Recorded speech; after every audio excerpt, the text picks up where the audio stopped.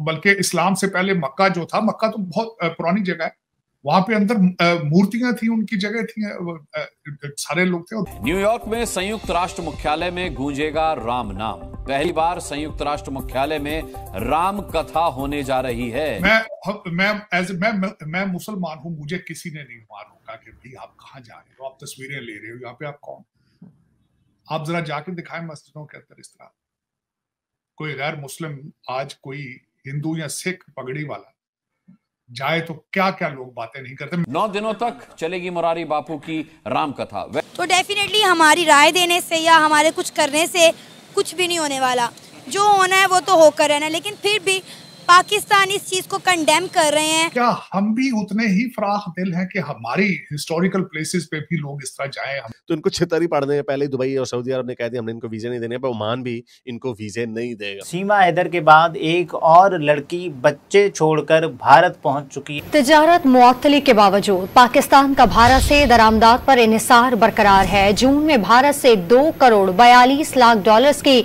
दरामदात हुई। मोहब्बत होती है या फिर ये एक ट्रेंड चल पड़ा है? यार अच्छा, मतलब अब किसी की मोहब्बत पे कैसे शक किया जाए या उसके दिल का हाल कैसे मालूम किया जाए। फ्रांस के अंदर पेरिस ओलंपिक्स होने वाले, जिसमें उन्होंने कहा है कि जितनी भी एथलीट्स होंगी, स्पेशली गर्ल्स, वो हिजाब वेयर नहीं कर सकती। जी हां, कथावाचक मुरारी बापू सुनाएंगे रामचरितमानस। न्यूयॉर्क में संयुक्त राष्ट्र ने आमंत्रित किया है इन्हें, लेकिन हम लोगों ने मेरा ख्याल है ज़ेन छोटे कर लिए हैं। नमस्कार दोस्तों, नमो राष्ट्रवाद में आपका स्वागत है। आज के इस वीडियो में हम देखेंगे कि जो संयुक्त राष्ट्र है उन्होंने मुरारी बापू को मर्यादा पुरुषोत्तम श्री राम कथा के लिए आमंत्रित किया है संयुक्त राष्ट्र में। यानी कि संयुक्त राष्ट्र में भगवान श्री राम की कथा को सुनाया जाएगा।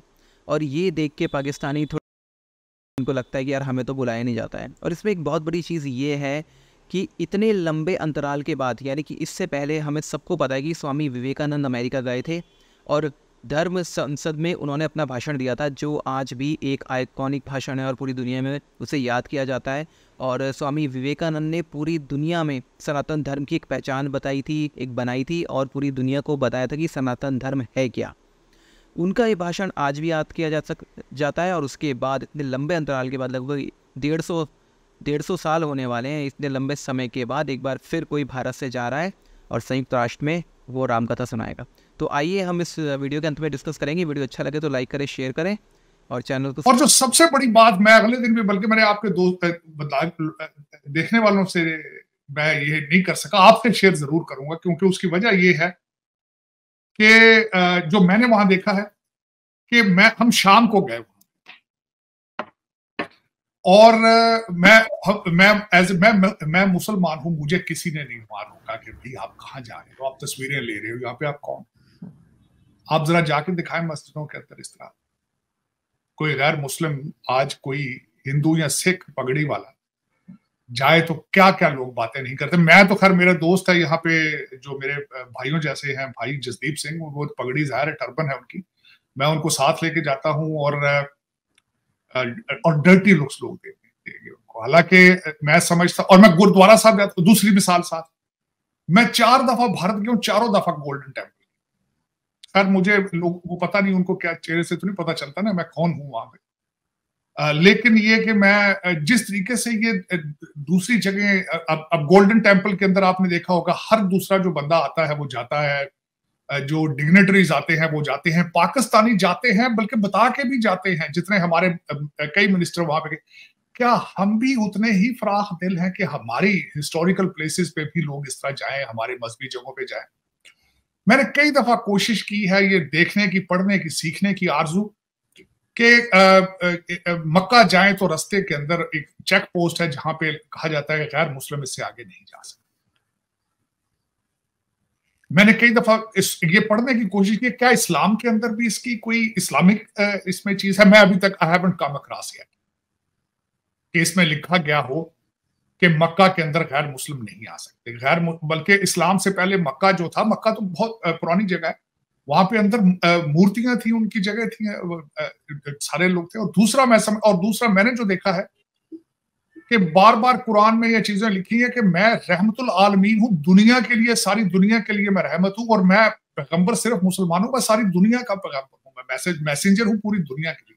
लेकिन हम लोगों ने मेरा ख्याल है ज़ेन छोटे कर लिए हैं। फ्रांस के अंदर पेरिस ओलंपिक्स होने वाले, जिसमें उन्होंने कहा है कि जितनी भी एथलीट्स होंगी स्पेशली गर्ल्स, वो हिजाब वेयर नहीं कर सकती। इसके ऊपर बहुत ज़्यादा है फ्रांस को क्रिटिसाइज भी किया जाता है कि बार बार जो है फ्रांस इस्लाम के ऊपर अटैक करता है, कभी कहता है हिजाब नहीं लेना, कभी कहता है फ्रांस के अंदर इस्लाम को जी बैन कर दें। तो इसके ऊपर वो कह रहे हैं कि भाई मेरा इस्लाम से कोई ताल्लुक वास्ता नहीं है, लेकिन मैं कह रहा हूँ कि मैं एक सेकुलर मुल्क हूँ और यहाँ पर सब जो फ्रांस की तरफ से जो पार्टिसिपेट करेंगे जितनी भी एथलीट्स गर्ल, वो स्कार्फ यानी हेड स्कार्फ वेयर नहीं करेंगी, वो हिजाब नहीं करेंगी। एज अ मुस्लिम कंट्री हम पाकिस्तान के अंदर खड़े हैं, फ्रांस के इस गेम्स के अंदर ये इस्लामिक टच के बारे में आप क्या? फर्स्ट ऑफ ऑल तो ये कि वो सेकुलर कंट्री है, ठीक है। India is also secular country. जैसे आप पहले बता रहे थे इंडिया में इस तरह का हुआ था, बेशक मुस्लिम उम्मा ने इस पर आवाज़ उठाई थी।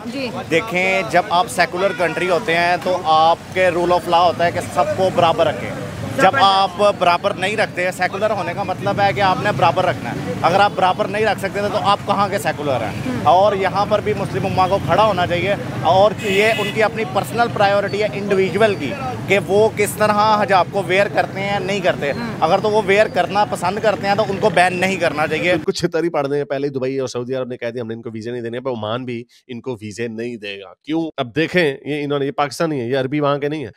वहां पे शिये अपनी मस्जिद में थे और वहां पे मोमिनों ने, जो सुन्नी मोमिनीन हैं, टीएलपी के जानने वाले होंगे, क्योंकि सारी बात गल्फ में ये मजदूर तबका जाता, नथिंग अगेंस्ट मजदूर तबका, बट अगेन मजदूर तबका को पीछे किसी एक आइडियोलॉजी के लगाना थोड़ा आसान होता है। या तो वेस्ट में हमने देखा कम्युनिस्ट पीछे लगा लिया, और पाकिस्तान में इन्होंने मजहबियों ने, मौलवियों ने अपने पीछे लगा लिया। तो 5 लोग बताया जा रहा है, यमान के दारुल हुकूमत मस्कत में एक शिया मस्जिद के ऊपर हमला हुआ, 5 लोग शिया मार दिए हैं, और बताया जा रहा है कि 700 से ज्यादा लोग जो हैं वहां पे अभी भी मस्जिद के अंदर छुपे हुए हैं। जरा सुनिए जरा आवाजें।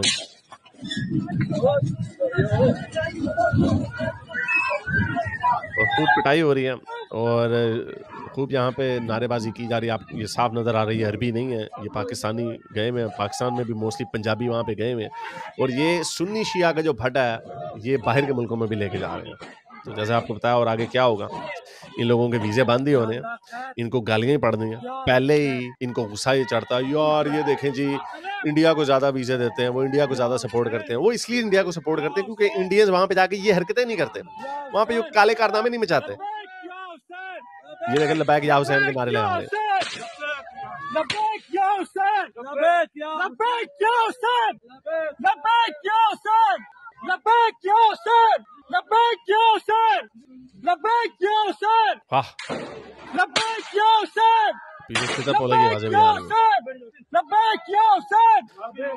तो बहरहाल ये हुआ है कल, और ये इस तरह के वाकयात। अभी तो खैर इनको उधर वो अरबी बड़े, वो वहां पे ह्यूमन राइट्स कोई नहीं होते। ये गोरों की तरह नहीं है कि हाँ जी बैठे अकेले पीस, नो, 76 बड़े जालिम तरीके से और जेलों में बंद करेंगे और फिर इनको डिपोर्ट